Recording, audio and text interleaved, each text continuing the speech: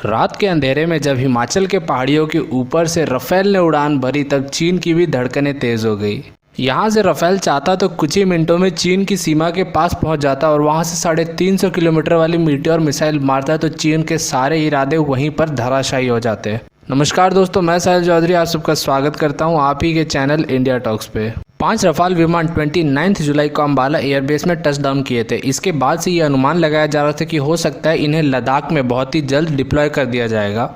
अब हमें रफेल से जुड़ी हुई एक अहम खबर आ रही है हिमाचल से। कहा जा रहा है कि रफेल को हिमाचल में युद्ध अभ्यास करवाया जा रहा है। 5 रफेल विमान अलग अलग टेरेन्स में यानी अलग अलग इलाकों में जा करके डे और नाइट प्रैक्टिस शॉटिस कर रहे हैं, यानी अलग अलग इलाकों में अलग अलग समय दिन और रात में भी प्रैक्टिस कर रहे हैं। और जितने पायलट्स हैं वो रफेल को अच्छे तरीके से उड़ा करके पूरी तरीके से रफेल को समझ रहे हैं। इन्हीं सब के बीच हिमाचल प्रदेश से एक खबर है कि वहाँ पे 5 रफाल विमान पहुँचे हैं हिमाचल के पहाड़ियों के ऊपर अच्छे से प्रैक्टिस करने के लिए। और पहाड़ों के ऊपर पायलट्स उन्हें उड़ा करके अच्छे से समझ रहे हैं कि रफाल किस तरीके से इन इलाकों में काम करते हैं। दोस्तों, दरअसल आप जब भी कोई एक नया मशीन खरीदते हैं तो आपके लिए सबसे पहले ये ज़रूरी होता है कि आप उसे अच्छे से टेस्ट कर लें और समझ जाएं कि ये काम किस तरीके से करता है। इससे पहले कि आप उसे फुल स्पीड पे ले जाएं और उसकी जो काबिलियत है उसका पूरा इस्तेमाल करें। ठीक यही काम हमारे सेनाओं में भी होता है। वायुसेना में भी जैसे ही कोई नया फाइटर जेट आता है तो पहले के ज़माने में इन्हें सालों तक टेस्ट किया जाता था, उसके बाद इंडक्ट किया जाता था। लेकिन आज का जो समय है उसमें कुछ ही दिनों में या कुछ ही महीनों में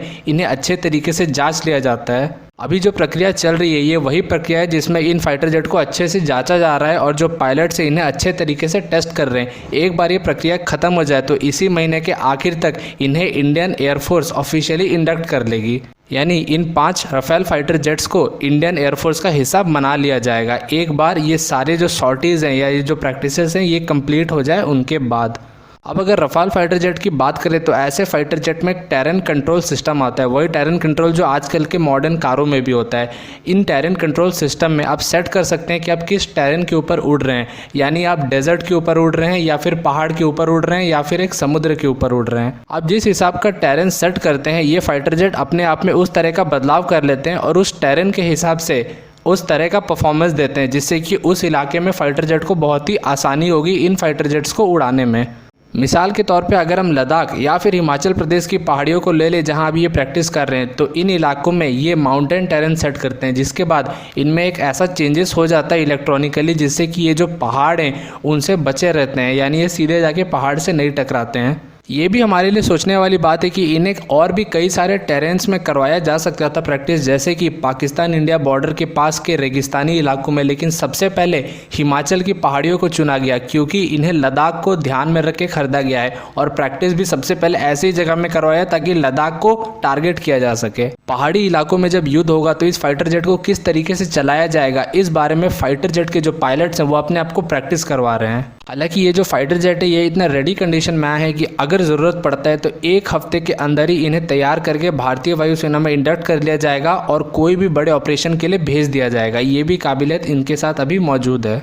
पर एक बहुत अहम सवाल है कि क्या इंडियन एयरफोर्स रफाल को इस वक्त लद्दाख के इलाके में तैनात करेगी। जब ये सवाल एक मिलिट्री के एक्सपर्ट से पूछा गया तो उन्होंने कहा कि इंडियन एयरफोर्स अभी किसी भी हरी में नहीं है इसे ऑपरेशनली किसी भी इलाके में डिप्लॉय करने के लिए। और भारतीय वायुसेना के पास अभी adequate number of frontline fighter jets है, यानी सफिशिएंट मात्रा में सुखोई, मिराज 2000 और मिग 29 फाइटर्स हैं। इसके साथ साथ शिनूक और अटैक हेलीकॉप्टर अपाचे भी हैं।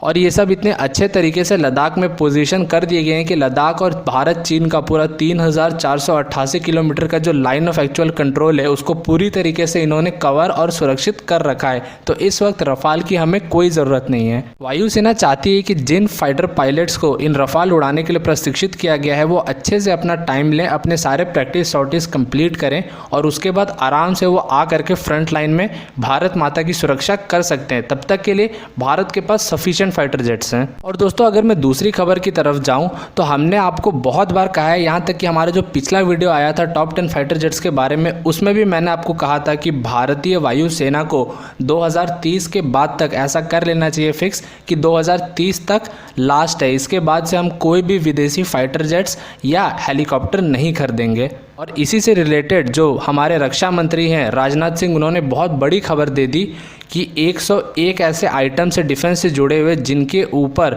2020 से 24 के बीच इंपोर्ट बैन लग जाएगा, यानी हम उन्हें विदेशों से नहीं मंगवा पाएंगे। उन सार के जितने भी प्रोडक्ट्स होंगे वो भारतीय कंपनी द्वारा ही खरीदे जाएंगे। दोस्तों ये जो 101 आइटम है ये कोई बड़े बड़े आइटम्स नहीं है, ये छोटे छोटे उपकरण है जो किसी बड़े मशीन में लगाए जाते हैं या फिर कोई छोटे छोटे मशीन्स हैं। तो डिफेंस मिनिस्ट्री का यहाँ पे मकसद ये है कि जो छोटे छोटे चीज़ भारत में बन रही है इसके बावजूद भी विदेशों से क्यों मंगाया जाए।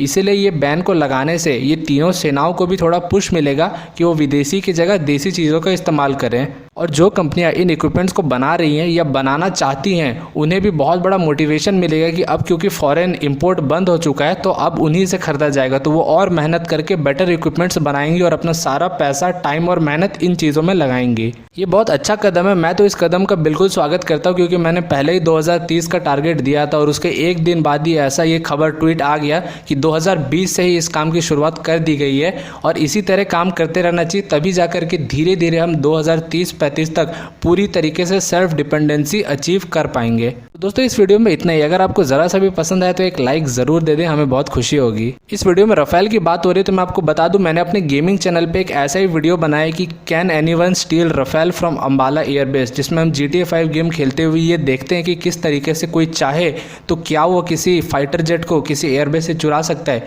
काफ़ी फन एपिसोड है, मैंने उसे सिर्फ एंटरटेनमेंट के पर्पज़ से बनाया, तो आपसे अनुरोध है कि आप जाएँ उस वीडियो को देखें, जिसका लिंक आपको हर जगह डिस्क्रिप्शन में भी और कमेंट में भी मिल जाएगा।